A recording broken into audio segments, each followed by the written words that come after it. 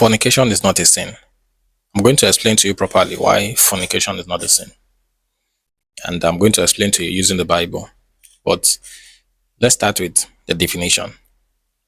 What is fornication? Personally, me, I don't like using the word fornication. I just prefer to say, okay, sexual intercourse, right? So fornication, according to the definition, is when two or married people have sex with each other. So person a man, person B, a woman, have sex. That's what people call fornication, or that's what they think fornication is. But that's a very wrong definition anyway. But I'm going to explain to you.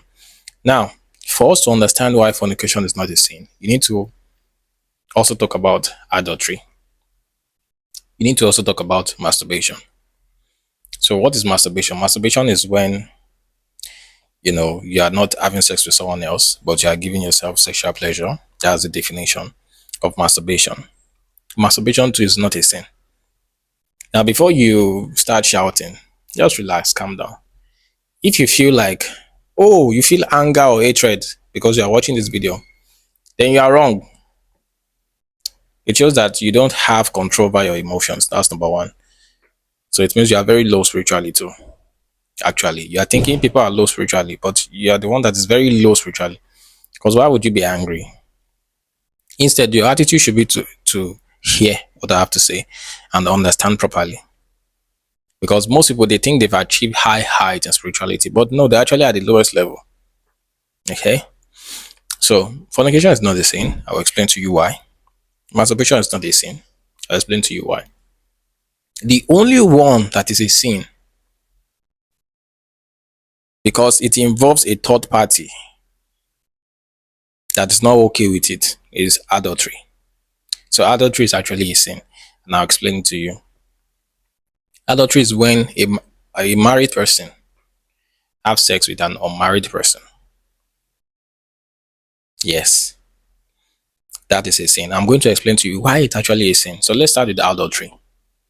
By the way, you can never see any Bible verse in the Bible. You can never see any verse in the Bible that says fornication is a sin. I've checked through the Bible; it's not there. I know some people will be like, "Oh, neither sexual immorality." All those sexual immorality words in the Bible, even fornication, the root word is just sexual immorality, and it applies to women only. It's a feminine word. Just like when you say prostitute, prostitute can never apply to a man. It's not possible. It's women that are prostitutes. That's it. There's only advice in the Bible not to relate with prostitute. There's an advice there. But nothing really happens per se. There's no law that, oh, if you have sex with a prostitute, something will happen, but nothing really much like that. Okay. Now I'm not saying you should go and do it. Relax, because this teaching is going to be a little bit long, so I can explain it to you. Now let's start with adultery. Adultery is a sin in the Bible because according to their tradition back then, you are allowed to marry as much women as possible. Yes, you're also allowed to have as much concubines as possible. So if you actually have sex with a woman that you are not married to, but she lives in your house, she's your concubine, it's not a sin. That's what the Bible says. But if the woman is not, you know, living with you and you are married and you have sex with her, which most likely the woman is a prostitute, then it's going to be a sin. Why? Because it will affect your wife at home. It will even affect your concubines. Also, emotional pain and hurt can come up once your wife figures out about it. Okay? So, a lot of things are involved with that. And also, in their culture back then, if a woman has sex, she's no longer a virgin. So that means you've already sentenced her to death if you don't marry her. Why it's actually a sin? Why that adultery is a sin? Why they made it a sin is because when you have sex with somebody that you're not married to and she's not your concubine, you've sentenced them to death. Because if another man marries them and finds out that she's not a virgin, she's going to be stoned to death. That's what will happen. So that's why in the Bible, if there's a law that Moses made, he said, if you have sex, that's the only law that talks about fornication, basically. Not really fornication, but having sex, sex between two unmarried people. If you have sex with somebody, with a woman, that means you sentence her to death unless you marry her. So you are forced to marry her because the culture then, if nobody talks about it and someone else now discover that the woman is not a virgin, the woman is going to be killed. So you are forced to marry the person. It's actually a cultural thing. It doesn't involve God at all. It's just a cultural thing. So, and that's why when Jesus came, when they wanted to stone the prostitute, I was like, why? Why do you want to do that? Like, why do you want to do that? So instead, he offered forgiveness to the prostitute. So the way the law of Moses operates is different from the way Jesus Christ operates. Very different. Now, back to masturbation. Why masturbation is not a sin? I hope you understand why adultery is a sin. That's just why it's a sin. And even if you commit adultery, it doesn't mean you go to hell. Or because you lie, you go to hell. It can't. It's not possible. Why it's not possible is because you need to understand what takes people to hell. What takes people to hell is their spiritual weight. So if you die and your spiritual weight is light, automatically you are going to heaven. Then if you die and your spiritual weight is very low, the person is descending to hell. One thing in itself, just one thing in itself, does not really determine your spiritual weight. It doesn't. One thing cannot determine your spiritual weight. It's really a multiple combination of things. Basically, your lifestyle, your evolution, how you behave in life, most of the time, what is inside your innermost core, your being. That's what determines your spiritual weight. Just like, for example, let's say someone tells me, oh, I can fast for 90 days. How does that concern me? You still eat now. How does that concern me? Someone can come and say, oh, I'm not going to eat for 3 days. But you are still going to eat now, Abby. So what are you trying to tell me? I don't understand. Someone can come and say, I won't drink water for 24 hours. Okay, no problem. But once the 24 hours is finished, you shall drink water. When it comes to all the sexual thing, it's a thing of the body, basically. You have to obey the laws of the body. The same way you eat, you go to the restroom, you drink water. The body requires those things. You cannot say, I'm going to stop myself from urinating. You can do it for a couple of days, hours, but eventually you will do it. Yes, you will. So you can say, oh, I'm not going to have sex for a couple of days, blah, blah, blah. But you still have the sex. You will have it. And if you don't have the sex, you can never be okay. You won't be okay. Is that you come up with diseases? Yes, natural diseases because you are disobeying the law. Or you ejaculate by yourself, or you have mental imbalance. Something is going to happen. Many married people cannot talk about this because most married people are not even qualified to talk about these topics because they are saying, oh, don't have sex, don't have sex. But they are married now. They are slaves to their wives at home. Some of we unmarried people can even refuse sex more than them. That's the reality. It's just like those secondary school teachers. Oh, you are too young and you're having girlfriend and boyfriend. But when they were in secondary school, they did it. So even if someone commit adultery, even though it's a sin, adultery in itself does not really determine if the person will go to heaven or hell. It depends on how often they do it. If that's what they do all the time, if it's their nature, if adultery is their nature. So someone can commit adultery and it's not their nature. So it won't really cling on them. It's because it's not just their nature. And that's why you can't judge somebody because, oh, they committed adultery and say the person is an evil person. It doesn't work like that. You can't see or understand these things from under. You can see it from above. You can only understand these things from above. And that's the viewpoint Jesus Christ had. Jesus Christ has a higher viewpoint, obviously, than me. But even from my viewpoint, the way I see it more clearly. And that's why they can never bring someone that committed adultery to my front and I'll start trashing them. No. No. Because they can even be better than you spiritually. They can be higher than you spiritually. You that did not commit adultery self. Unless, if your eyes are not open to see, you can't even know. All those people raising the stones that they wanted to stone that prostitute that day, they all had sins, right? They all. In fact, some of them were even lower than us spiritually. But you can still determine someone's spiritual level based on what they do all the time. You can determine their spiritual level based on their volition, their will, what they intend to do all the time. You can use it to know. But if someone does something once, two, three, few times, no. It's not their nature yet. Yet. So you can't really use it to judge them per se. So now let's go to why fornication is not a sin.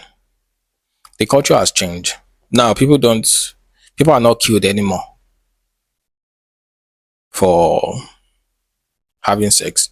So that's why if a woman has sex and she's not a virgin, the people don't kill her again. They don't kill people again for that. So the culture has changed. So there is nothing to compel you to marry the person that you have sex with. So as long as you do not hurt the person or force the person or do anything wrong or cause pain or harm in any way, it is perfectly normal. There is nothing there. I want you to understand why those laws were put in place.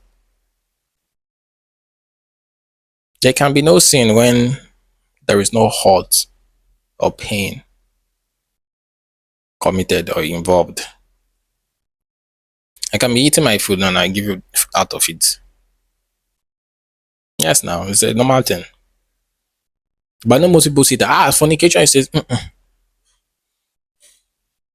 why you are forced to marry that lady is because nobody's going to marry her again. But now people will marry her, many people. But if it's now the lifestyle of the person to always be like having sex with multiple people, it's now their lifestyle. Multiple people, different people, a lot of people, sleeping with 1,000 people, then you can now tell that, the nature of the person is dark, right? The essential nature has taken over. So you can figure out that there's a problem there. You can now figure out that there's a problem there.